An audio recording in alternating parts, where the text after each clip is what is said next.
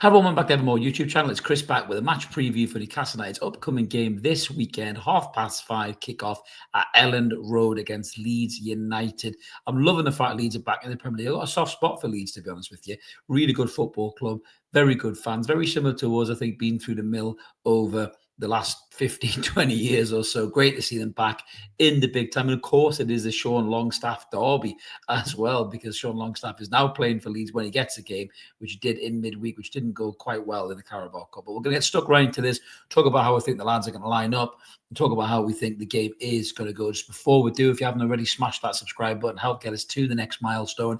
I've got a great prize coming for the 12,000 subscriber mark, a great prize involving the Carabao Cup actually as well, which you need to be in it to win it. So make sure you smash that button, recommend it to family and friends. It's all free content. If you want to be a member, there is an option down there below as well to support the channel a bit further. So let's get stuck in. As I say, Leeds United and Daniel Farke. Daniel Farke. I love the guy. He's a great crack. He looks like an evil Stephen Henry, but he seems like a very likable guy, to be fair. But Leeds have had a funny time back in the Premier League so far. They got off to a win against Everton, which was great for them. Smashed by Arsenal, very open. It was open as Sharon Stone's legs, as I've said before in the past. There's the first time I'm going to say that this season, won't be the last.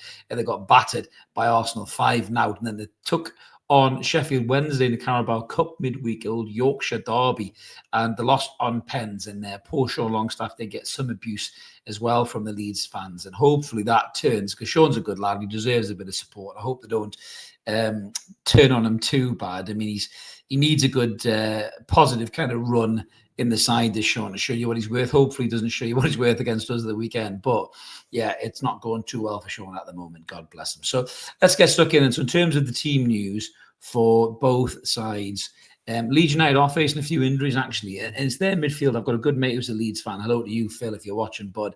And they started really well with Ampadu and Tanaka in midfield against Everton. When they won the game, they bossed the game. They didn't give Everton's midfield a kick.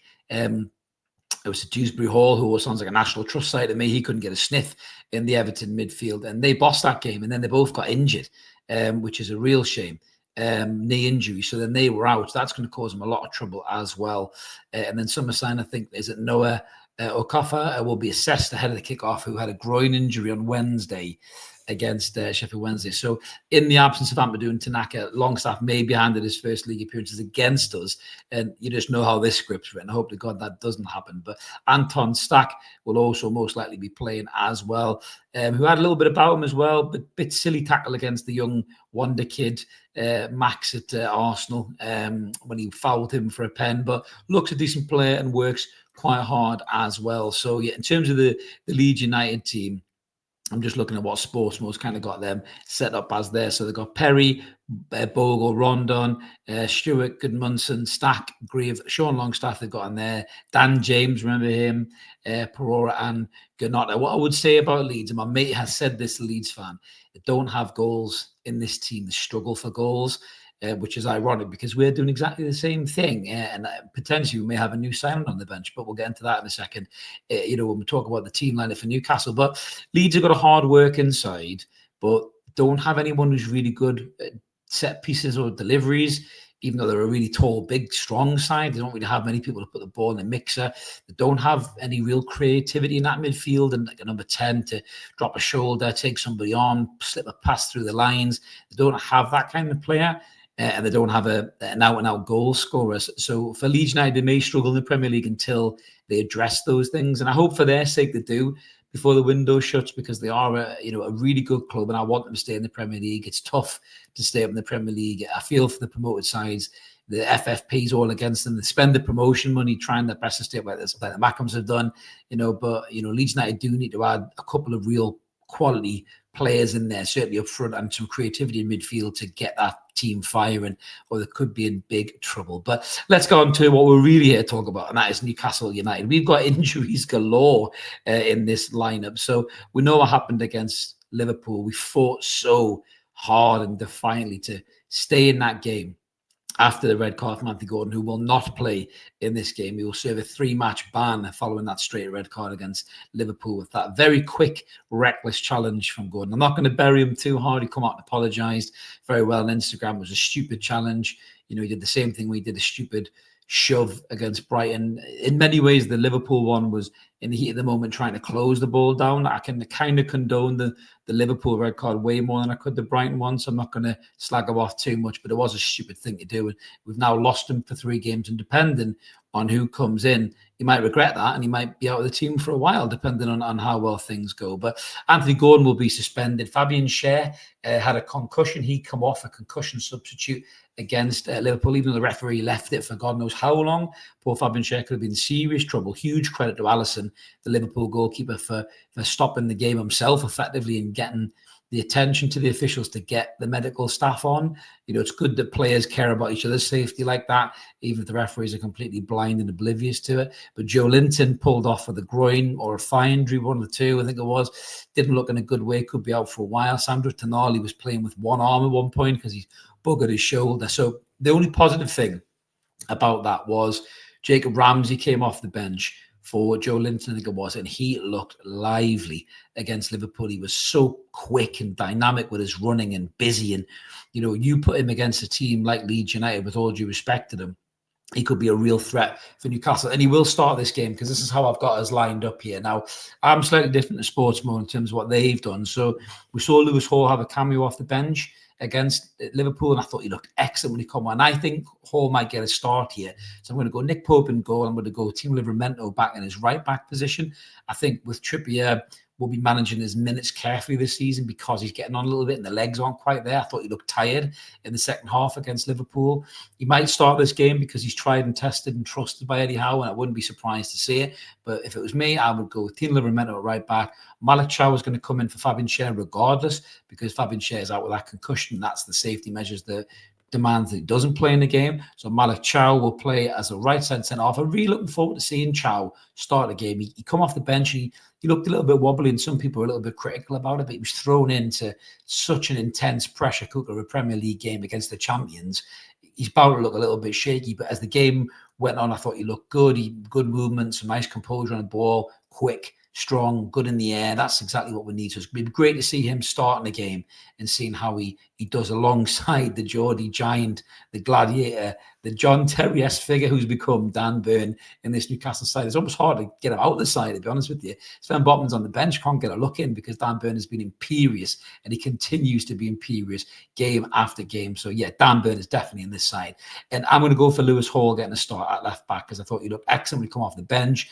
I know Howe is trying to get him back in manager's minutes, but I think he might give him a start at Elland Road, and I think he'll really look to impress Lewis Hall, because he didn't look like he missed a beat when he come on. He was brilliant.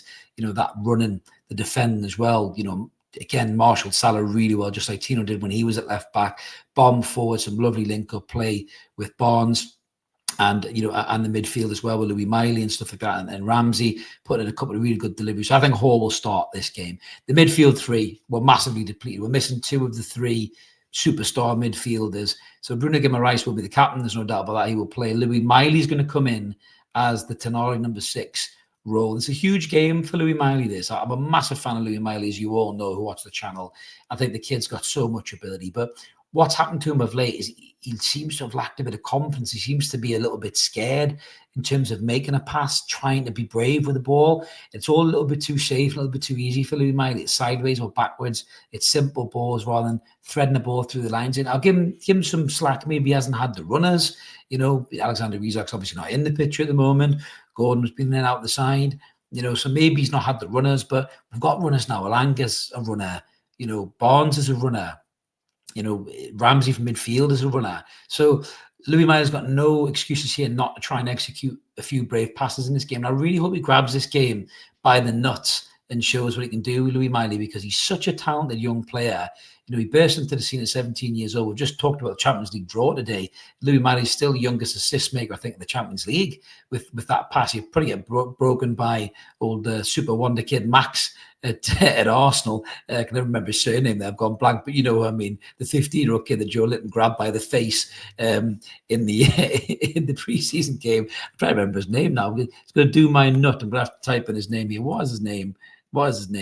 What is his name? Max Arsenal. What is he called again? Max Dowman. There it is. How easy is that? I literally said Max Power.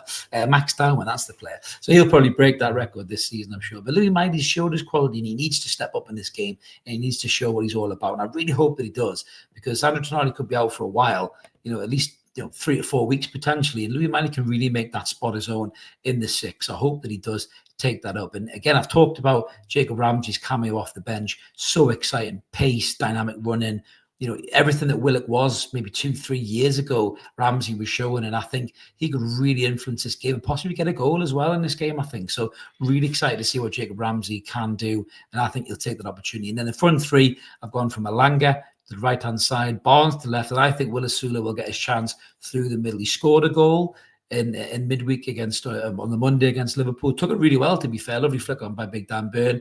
Took his finish really well. It was very chaotic, caused problems. The good thing about Sula will be he'll be in that position.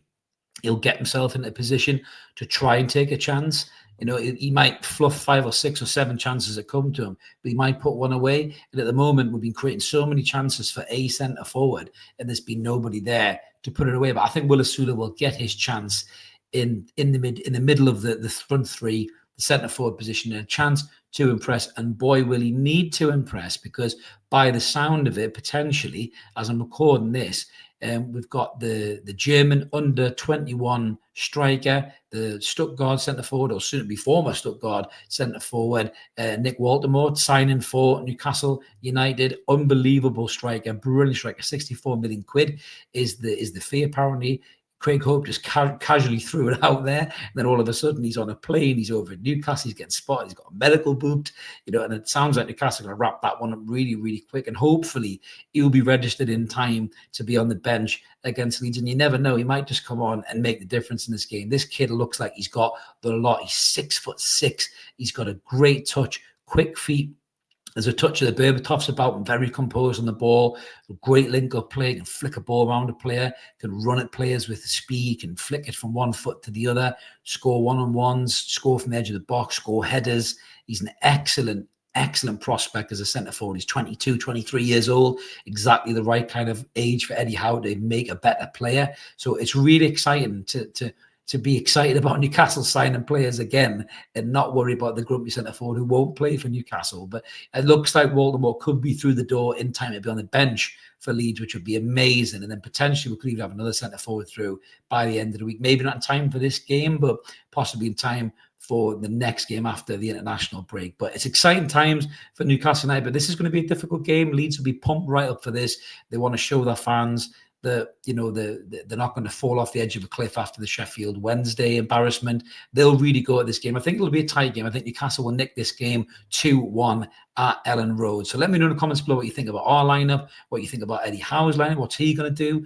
what do you think about the result? Do you think Waltemore will get a chance from the bench, or do you think he might even start the game if he signs on time? Let us know. We always like to hear from you. Like and subscribe. Keep it evermore, guys. We'll be back with a live post-match reaction to the Leeds game straight after the match. As always, come and join us. Have a belt or whatever you're doing. Thanks for watching, and we'll see you later.